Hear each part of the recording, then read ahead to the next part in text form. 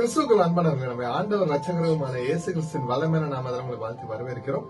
இன்றைய வேத தியான பகுதிக்கு வாசி தெரிந்து கொள்ளப்பட்ட வேத வசனம் எசாயா 52ஆம் அதிகாரம் வசனங்கள் 13, 14 மற்றும் 15 வசனங்கள் வாசிக்க கேட்போம். இதோ என் தாசன் ஞானமாய் நடப்பார், அவர் உயர்த்தப்பட்டு மேன்மையும் மகா உன்னதவுமாயிருப்பார்.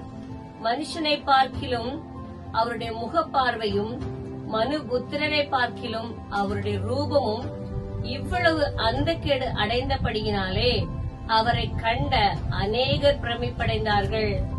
அப்படியே அவர் அநேகம் ஜாதிகள் மேல் தெளிப்பார்.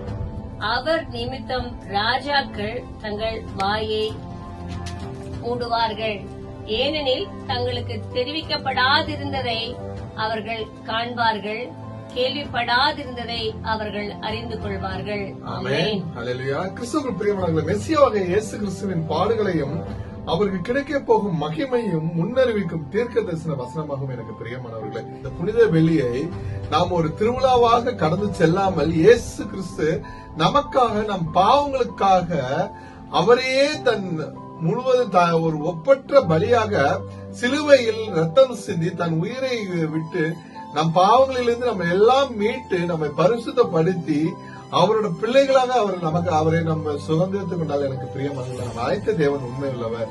கர்த்தராகிய இயேசு கிறிஸ்துவின் கிருபை உங்கள் அனைவரோடு கூட இருப்பதாக. ஆமென்.